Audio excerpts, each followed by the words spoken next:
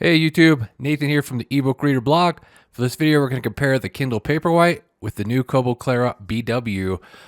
So last week I compared the Kobo with the entry-level Kindle. It's like more in line with it being a 6-inch device and all, and the design is similar, but features-wise, it compares more to the Paperwhite. So let's go ahead and talk about that.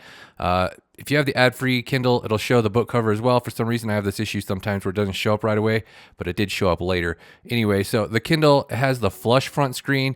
The Kobo has the indented screen. One thing you notice with the flush screens is they are a bit more reflective. I mean, you can see the glare on the indented screen as well. It just stands out a little bit more on the flush screen. The details are a little bit clearer, but it's not a huge difference really.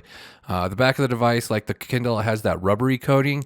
It actually marks up really easy and gets kind of gross looking, whereas the Kobo, it just has like a texture. It doesn't have the rubbery feel. One thing a lot of people complain about with the Kindles is it has the power button on the bottom, and it is easy to accidentally press, so you kind of got to get used to that, where the power button's on the back of the Kobo.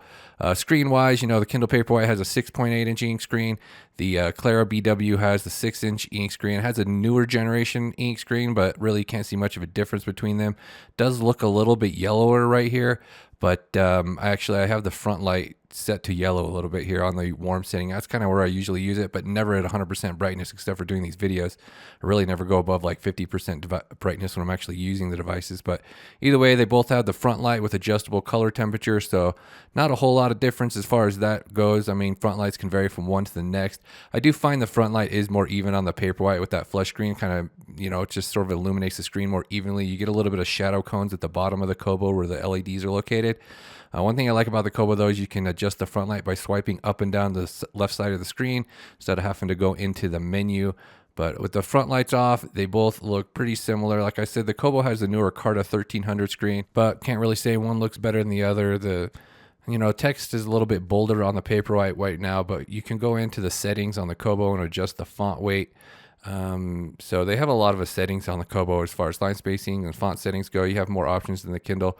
I can go ahead and increase the boldness right here, and it'll look a little bit more comparable to the Kindle. I have the second boldness setting on the Kindle. So Kindle, you only have 3 margin and line spacing settings. The margin settings are largely useless because they'll just make the margins larger, and they're already pretty large. One advantage of the newer screen is it is faster now. Like the Kobos are very similar speed-wise page turns with Kindles now. Kindles always used to be faster, but now this model can pretty much match it. Both models have a dark mode, so you can invert the screen if you wanted to do the white text on the black background. Whenever I compare Kobos and Kindles, it always looks better on the Kobo for whatever reason. The text just seemed to stand out more. When I did a comparison before, it was because the front light automatically goes down on the Kindle, but I have it maxed out on both of these. And yeah, the text definitely looks whiter. It stands out more on the Kobo. It just looks bolder. If we increase the boldness on the Kindle, it can get closer. But for whatever reason on the Kobo, the night mode, dark mode does look a little bit better, but I'm seeing more ghosting right now on the Kobo. If you look at that dark spot at the top of the screen, you'll see more of the letters from the previous page, which is weird because when I just compared the Kobo to the earlier Kobo, it was looking better. But for some reason right now, I'm getting a lot of ghosting at the top of the screen there. Kindle's getting less ghosting. It just looks clearer. I don't know. When you have issues like that, you can increase the refresh frequency on the Kobo, which isn't even an option on the Kindle. It'll just do it whenever it feels like I think at every chapter.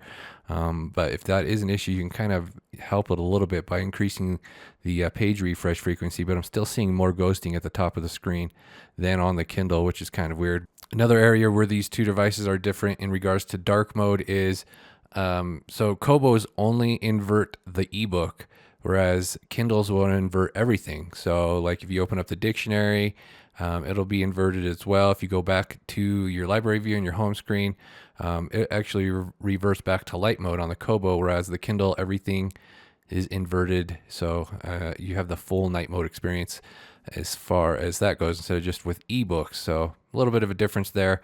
As far as the library goes, since we're looking at it, you have a very similar layout as far as the library view when you're using list mode. Get the same kind of deal here.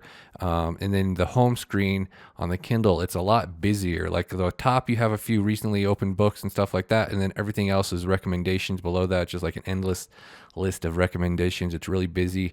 Kobo is more simple. You do have a couple ads on the bottom of the Kobo screen for Kobo Plus, but it's just a lot more busy on the Kindle's home screen. So the library view, you both have the option of the cover view as well as the list view. They do things a little bit different in cover view. They both have like a similar type of filtering options as far as title, author. They both have collections. You can set up collections on both of these devices. It's a little bit easier on the Kobo because you can use Caliber to like bulk do it if you want, where the Kindles you're gonna have to manually do it. But you know, you got a similar sort of layout as far as the home screen, similar sort of filters as far as managing your library goes. Kindle has some different features as far as like Goodreads integration, and they have like kids mode, so you can set up your device to use with kids, and you can like share books between household sharing. Or Kobo has like the large print mode, has some different features as well, has pocket integration.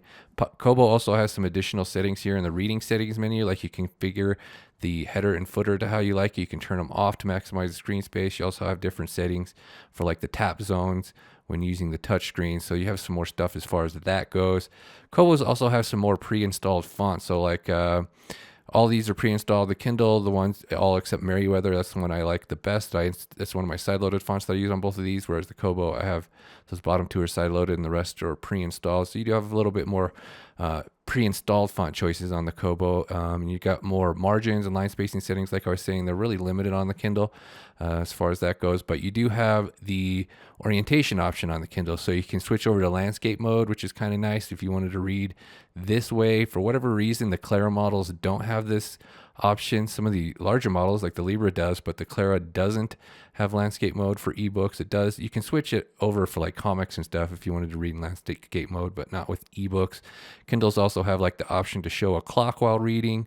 You have that page turn animation on the Paperwhite. You can turn on and off if you don't want to see it.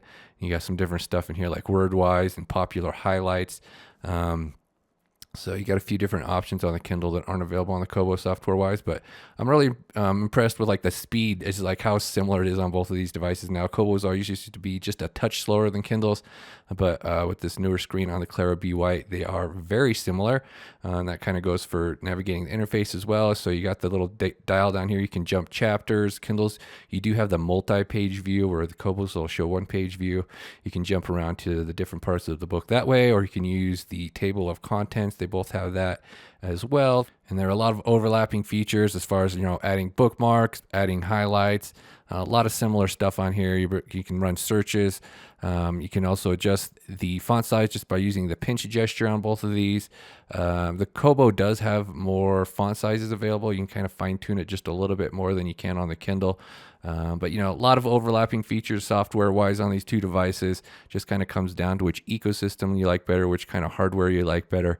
I think it's pretty cool that the Kobo still offers a 6-inch model with the, you know, the warm front light. It has like the full set of features with the waterproof and all that, whereas the basic Kindle is a lot more basic in that regard. You have to like spring for the Paperwhite model, which is $149.99. It's going to be an extra $20 without ads though to get the book cover on the lock screen, whereas the Kobo, it's a lot cheaper at $129.99, and it doesn't have that ad supported option. So you do have some different features on the Kindle like X-ray and vocabulary builder, and you can disable it to touchscreen, which is kind of nice to avoid accidental presses with that flush screen. Not all Kindles have that, but the Paperwhite does. But again, a lot of overlapping features between the two. It's just nice to have different options. You got the 6-inch screen on the Kobo, a little bit easier to take with you, a little bit smaller and more portable. The Paperwhite, you get more text on the screen with the larger layout. And there's also the Signature Edition available for the Paperwhite, which adds wireless charging, auto brightness sensor, has more storage space, and it's ad-free by default. It sells for $189. So yeah, quite a bit price difference between the two models, but features are very similar otherwise.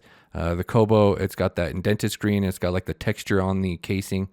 The Kindle, it's a lot more slick with that flush layer. It does show fingerprints more with the flush layer as well. It does look a bit nicer, but there are a few drawbacks. It just sort of depends on your personal preference. Some people like the indented screens, a little bit easier to avoid accidental presses, but you do have that disable touchscreen option with the Kindle Paperwhite as well. So I'm going to go ahead and wrap up this video. If you do like these videos, please subscribe. Please hit the like link. Thank you guys for watching. Have a nice day.